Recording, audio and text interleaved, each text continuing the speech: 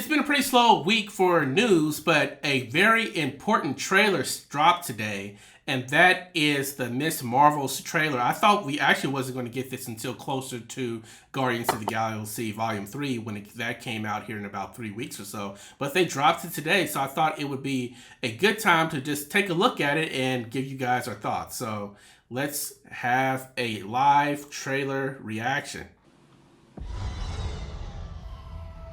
Captain Rambeau? What the hell are you doing?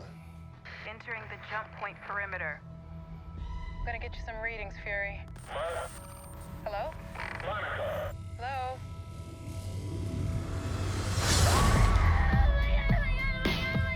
Captain Rambeau?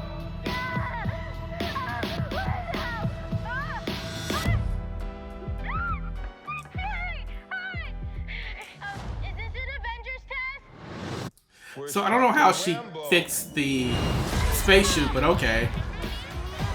Did you watch Miss Marvel series? Love Miss Marvel. What the? That was the end scene from Miss Marvel. Hi. We're looking for Kamala Khan. Okay, so our powers are entangled. I can manipulate light energy. And you, I could totally show you. Not again! Hi. Where's our daughter? Wherever you were.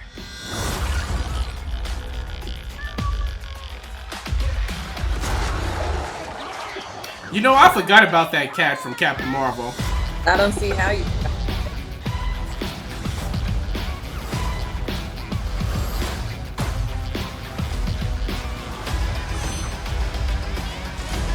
Shields up!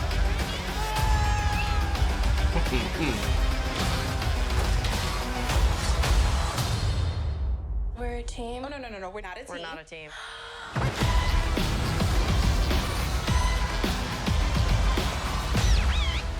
Okay, what do you think? So, my initial thoughts are, I actually am a big fan of all of these properties. Captain Marvel got a lot of bad press, probably more than it deserved, in my opinion. There were some slow parts in that film, but I really like Brie Larson as an actor. She is an Academy Award winner for a reason, and I thought the film was fine. Not the best, but not the worst. I adored Miss Marvel's TV show with Kamala Khan, with the actress, I always forget her name, Iman Vellani. I thought that the show was so perfectly built for high school and middle school students, which is something I wish that Marvel would do more. It used to do that phase one quite directly with movies like Guardians and the first Thor and so on and so forth. But we kind of got away with that because stuff got so dark in phase 4 with Infinity War and all those types of things. But comics are they're not just for kids, but that's a big part of the reason why comics were established. And the Miss Marvel character in the comics is just the same way, so I love that. And then Monica Rambeau, I guess they're going to actually explain her powers in this film. I liked the trailer. It was lighthearted. Yeah. What did you see, Miss Marvel? I only saw like the first couple of episodes, but my son, who's 9, he saw it all. He enjoyed it. So I think it's exactly like what you said. It really is. I think anyone will enjoy it, but it's specifically geared towards the younger audience versus the other shows like WandaVision and all. Jeremiah didn't really lean towards that as much, but he watched Miss Marvel through and through. Same with She-Hulk. So I have no idea what's going on in this trailer. I don't know what happened at the end of the show. Definitely watch Miss Marvel. I doubt that you're going to need to know Miss Marvel before going into the film because that's just not the way films are made. They'll probably make some reference to it and explain it, give you some exposition in the movie, but it probably will be a little bit more rich for anybody who hasn't seen Miss Marvel to check it out, at least a couple of episodes. It's not the most important show, I think, in terms of the mix of the overall multiversal saga. Maybe it'll become more important from the Marvels moving forward, but it's really not that big a deal, but it's really fun. You get to see like the teen angst and her trying to become a superhero, but being a teenager. It reminds me a lot of like a Saved by the Bell / Family Matters, where the high school kids were always messing up. And that's what you kind of get to. It's a Saved by the Bell, only its main character is like Zach having superpowers, and so Right. she has crushes and she wants to be normal, and then she wants to make sure she's a good friend and all of these different things. And I just think that it works very well. Now, Miss Marvel was panned by audiences. I hate to get political here, but all of the world is political. I think that a lot of the panning that it received was because it's very much focused on telling the story through a religious lens, like it's trying to celebrate Islam in a way in the film. That's where it's very forthcoming, and even more than that, the history of India and Pakistan and being Pakistani and the stuff the history behind that. So it's very much rooted in a real world scenario that actually teaches you a lot about that stuff as well. But I think people didn't like that because it was your typical white bread type of story. Also, Right. same reason I think that Captain Marvel got panned was, it's not, like I said, I even admit it's not the greatest movie, but as bad as people were talking about it, It was a solid movie. it was just because it was a female-led superhero movie.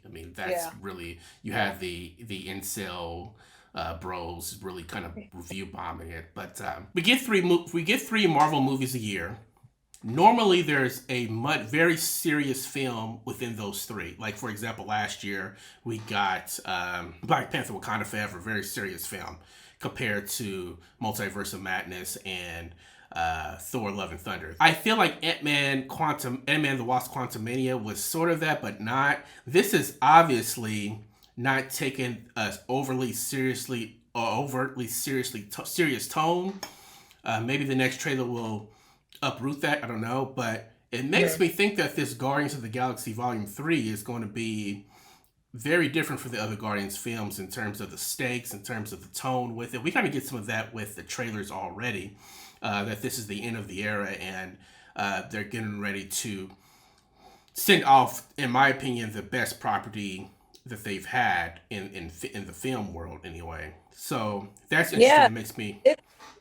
Guardians of the Galaxy, the first and second super strong, and you really don't see that in the Marvel. Like, I think as far as series, Captain America is still my favorite, but the first one was so boring to me. It was 2 and 3 that really knocked it out of the water. But to see Guardian of the Galaxy have 2 start out like super strong, it's just like, wow, how are they gonna top this? 2 super strong, and also I think that everywhere you see the Guardians, you love the Guardians. I think that they were great in Infinity War, all the way up to Star-Lord making that stupid decision when they were on that planet. That wasn't very likable. But outside of that, they're very likable there. They're very likable in Endgame.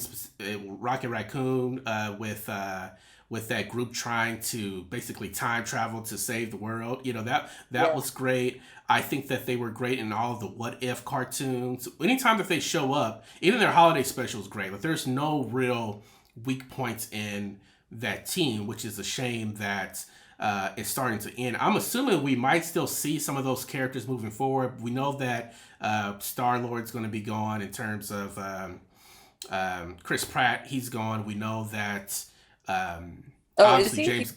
Yeah, he's not making any more Marvel films. Dave Bautista already says that he's done it. He's kind of badmouthed, not the Guardians franchise, but Disney and Marvel in general. Zoe Saldana, she's gone. She says she wants to do more things and spread her wings. So we know those 3 are going completely. If I was Bradley Cooper, I would be getting that Rocket Raccoon check for the rest of my life and to show up whenever they want me to, because he just does voice work. Not saying voice work is not hard, but the time commitment on him is much significantly less.